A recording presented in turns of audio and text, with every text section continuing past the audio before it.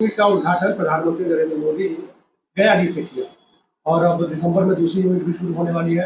क्या लगता है कितना अफसर के विकास में सहायक होगा? लेकिन विधायक जी तो उसमें बोल रहे हैं कि वो डॉक्टर मनमोहन सिंह का और जगदानंद सिंह का उपलब्धि है।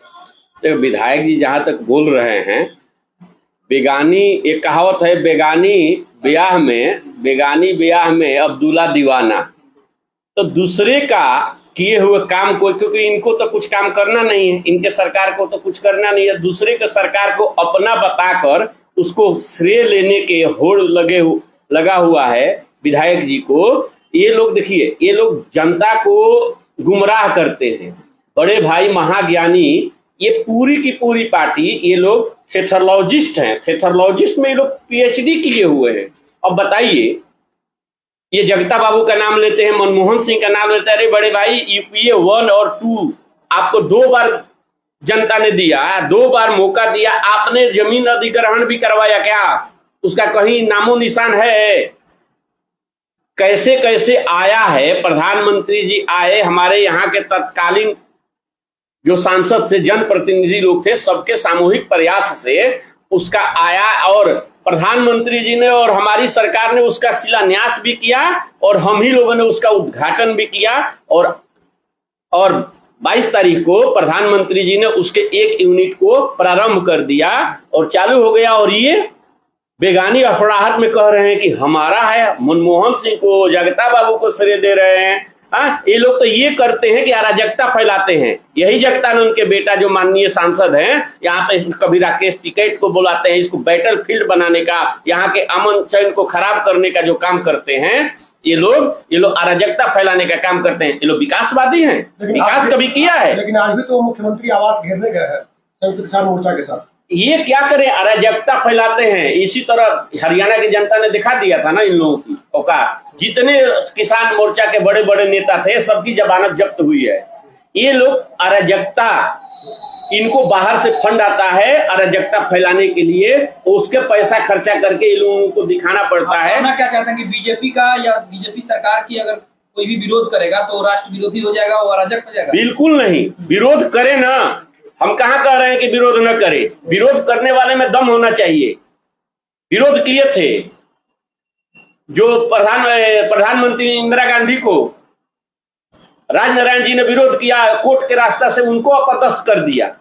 सुप्रीम कोर्ट ने प्रधानमंत्री को, उनके चयन को निरस्त कर दिया। तो कोर्ट जाकर करते थे जनता को गुमराह करके, जनता को, भोली भाली जनता को गुमराह करके कि वोट चोर, तो ये चोर, वो चोर। इसके पहले क्या लेकर आए थे ये बताइए तो? ध्यान नहीं है आपको? इसके पहले ये लोग कह रहे थे चौकीदार चोर है, राफेल का डील हो रहा था तो चोर है। जनता ने विश्वास किया, अब वो चुप हो गए। एसआईआर के मुद्दे पे यही कर रहे हैं, उसके सीएए के मुद्दे पे यही कर रहे थे। आपको क्या लगता है? हर मुद्दा जो भारत सरकार लेकर आती है, इनका सगुफा होता है। चुनाव नजदीक आएगा, चोर है, चोर है। अब वोट चोर चोर चोर कर रहे हैं। भैया तुम जाओ ना, सुप्रीम कोर्ट जाओ, कौन रोका है? इंदिरा गांधी ने अन्याय किया था तो वो गए थे कि नहीं? राजनारायण जी गए। और देखिए, 2 सवालों का जवाब आप दीजिए। पहला तो ये कि कांग्रेस की लाई हुई चीज को अपना क्यों बता रहे हैं आप? क्योंकि विधायक जी ने कहा है कि डॉक्टर मनमोहन सिंह, स्वर्गीय डॉक्टर मनमोहन सिंह जो प्रधानमंत्री थे, उस समय की योजना है ये। पहला तो ये बताइए कि इसको आप, हम विधायक जी से पूछना है कि उस समय की योजना है। आज आप टाई टाई कर रहे हो टिटहरी जैसा। जब टिटहरी सोती है ना, तो चारों पैर आसमान में करके दोनों सोती है। उसको लगता है कि आसमान को मैं ही टेक रखा हूं। ठीक है, आसमान गिर जाएगा, मेरे ऊपर कर लेंगे तो आसमान टिका रहेगा।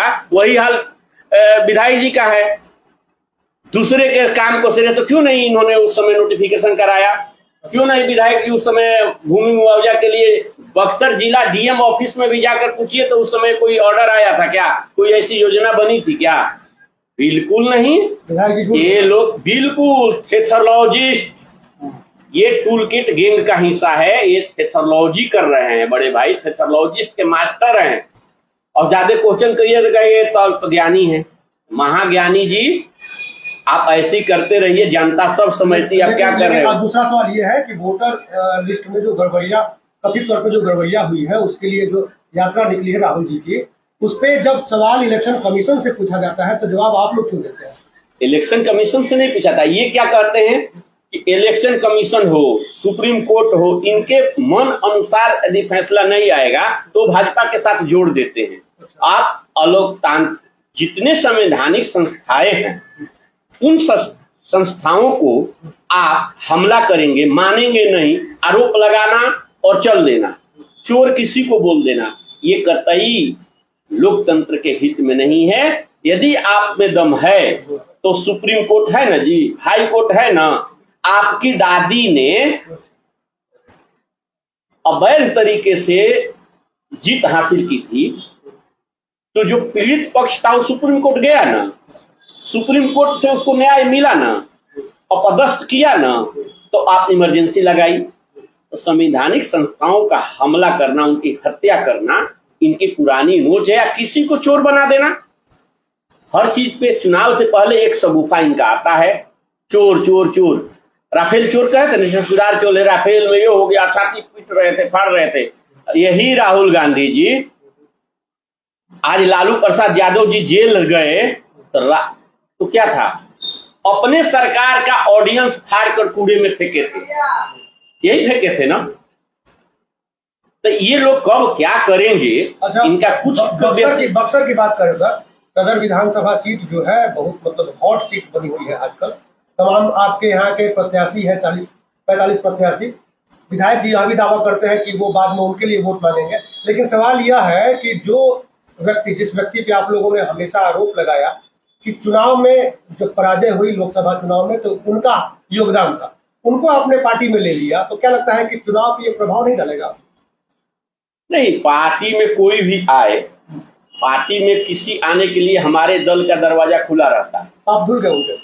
नहीं, पाप नहीं धुले, वो आए हैं और कोई कहता है कि हम अपनी पार्टी का काम करना चाहते हैं, सेवा करना चाहते हैं, कोई भी कर्ज करता है, आए पार्टी में काम करें, कतई ऐसे नहीं, हम लोगों को कोई विरोध नहीं है, काम करें। स्टेबल है वो लगता है आपको? अब इस पे हम टिप्पणी नहीं करेंगे। स्टेबल अभी तो हमारे पास आए हैं तो ठीक है, आए हैं, काम करें, उस पे हम टिप्पणी नहीं करेंगे। विश्वास नहीं आपको? नेतृत्व ने, प्रदेश का नेतृत्व ने जब उनको ज्वाइन करा दिया तो अमरेंद्र पांडे या कोई भी चौबे हैं, उनको विश्वास करने या न करने से कोई फर्क नहीं पड़ता है। नहीं, बिल्कुल दर्द नहीं है। एज ए कार्यकर्ता वो भी आए हैं तो हमारे परिवार के एक सदस्य की बढ़ती हुई है। हो सकता है कि उनसे भी 10 वोटों का हमारे को पार्टी को इजाफा हो। लेकिन टिकट के एक दावेदार भी तो बढ़ गए। अब टिकट तो आप नहीं कर रहे हैं, पार्टी एक आ गए तो उनको टिकट ही दे देगी। कितने लोग आते हैं, पार्टी टिकट दे देती है। अच्छा, मान लेते हैं कि आनंद मिश्रा को टिकट मिल गया, तो आप लोग का क्या चैन होगा? आनंद मिश्रा जब टिकट से चुनाव ही, वो खुद कह रहे हैं, पार्टी का सेट नेतृत्व करता है कि इनको ये चुनाव नहीं लड़ेंगे, टिकट मांगने नहीं आए हैं, वो डिमांडे नहीं कर रहा। तो आप लोग, हम लोग क्या है इस पे दीपा? जब लड़ने वाला और देने वाला दोनों कह रहा है कि ना मुझे लड़ना है, और देने वाला कह रहा है ना मैंने इनको देना है, लेकिन जो तो विषय खत्म हो गया। की स्थिति रही है कि पहले मतलब निर्दलीय जनसुराज और फिर भाजपा और फिर कहीं और जाने की जो उनकी टेंडेंसी बनी हुई है, उसको देख के लगता है आपको कि मतलब वो आपको फायदा पहुंचाएंगे? ये हर लोगों का स्वतंत्र विचार होता है, और किस कोई आया कहाँ जाया इस पे हम टिप्पणी नहीं करेंगे। वो खुद बुद्धिमान है, उनको जहां पे अपनी हित लगेगा, जहां पर विचार मेल खाएगा, तो वो सब लोग स्वतंत्र हैं आने जाने के लिए, उसमें कोई दिक्कत नहीं है। आज मुन्ना तिवारी जीतेंगे आपकी बात? बिल्कुल जीतेंगे। आप सर्वे कर लीजिए ना, आप जनता से पूछिए, एक रेडी वाला से पूछिए, एक फड़ी वाला से पूछिए, एक दुकानदार से पूछिए कि वो जीतेंगे कि हारेंगे। आप एक टेंट वाला से पूछिए, वो टेंट वाला एक लगाया था, उनका स्वजातीय है, भाई है, वो कह रहा था कि पैसा मांगने जाते हैं तो कहते हो कौन सा शब्द है, रेहट की बाल्टी और मुंह लटका कर चले आते हो पैसा मांगने। क्या शब्द है भैया? आप विधायक हो, शर्म करो। किसी कोई कार्यकर्ता है, कर दिया, वो पैसा मांगने जाएगा तो आप उसको कहोगे कि रेहट की बाल्टी, और ऐसा आप शब्दावली या विश्लेषण देते हैं, कतई ये किसी भी जनप्रतिनिधि के लिए सही नहीं। जवाब देगी समय पर, जनता दवा देवी। और आने वाला 2 महीना रह गया ना, 16 नवंबर के आसपास इनका पूरा विदाई समारोह भव्य तरीके से हम आयोजित करेंगे, और छोटा भाई होने के नाते हम उनको फेयरवेल देंगे, विदाई पूरा बढ़िया से करेंगे। बड़े भाई का पूरी जनता रहेगी, और उसी टेंट वाले को हम आग्रह करेंगे कि यहाँ 100% आपका मजदूरी, आपका मेहनताना मिलेगा, उसी टेंट वाले का टेंट लगवाएंगे और इनकी विदाई कराएंगे। अंतिम सवाल है, प्रियंका गांधी जी बोल रहे हैं कि बिहार में इस बार मैं तीज करूंगी। बिहार में तीज करने वाली है। वो बिहार में तीज करेंगे कि इटली में करेंगे कि वाड्रा जी के यहाँ करेंगे कि सरस्वती के यहाँ करेंगे कि यूपी में करेंगे, उससे हमें नहीं है। स्वागत है, महिला है, तीज करेंगी तो अच्छा है, लेकिन दिखावटी नहीं होना चाहिए। तीज करे ना तो भारतीय संस्कृति और सभ्यता और जो बिहार की महिलाएं जिस भाव के साथ तीज करती है ना, वो भाव भी होना चाहिए, वो भाव भी झलकना चाहिए, आपका आचरण भी समझना चाहिए। आप यूरोपियन कंट्री या यूरोप कल्चर में रहिएगा, अच्छी बात है, भगवान उनको सुबुद्धि दे, तीज करें, अच्छी बात है, तीज करें, अच्छी बात है। एक बार आप लोग ही हल्ला किए थे जनेऊधारी ब्राह्मण। वो है, जनेऊ मैं भी पहना हूं, मैं दिखाता हूं क्या? ब्राह्मण को दिखाने की जरूरत होती है क्या कि ब्राह्मण है? हम लोग जनेऊ दिखाए? अरे कहां से भाई, आप ब्राह्मण कैसे हो? हिंदू बनते हो, दिखावटी बनावटी हिंदू बनने से उनको परिणाम में उनको मिल गया। जो जैसा करता है जनता उसको ऐसे सुदमूर जोड़ कर दे देती है, वो दे दिया। बक्सर में भी बड़े भाई मुन्ना तिवारी जो कर रहे हैं, जो किए हैं, वो दे दिया। हम लोगों को नहीं कहना है। आप वो 40 कैंडिडेट की बात कर रहे हैं, उनके अपने दल में पूछिए ना कि क्या हाल है भैया, कहां हो खड़े आप? 25 तो कैंडिडेट आपके दल में है, सब कहते हैं इनका टिकट तो कट चुका है। हम मनाते हैं कि आप मैदान में टिके रहे, मैदान में टिकिए, मजा आएगा लड़ने में, मैदान में टिके रहिए। पता चल जाएगा कि थेथरलॉजी का जमाना चला गया, गुमराह करने का जमाना चला गया। महाज्ञानी बड़े भाई कुछ दिन के रह गए हो, जैसे दीवा बुझने के पहले दीपक फड़फड़ाता है, आप फड़फड़ा लीजिए, इधर उधर हाथ पैर मार लीजिए। बक्सर की जनता को बकसिए त्राहिमाम कर रही है आपसे, और फेयरवेल पार्टी करने के लिए हम लोग तैयार हैं।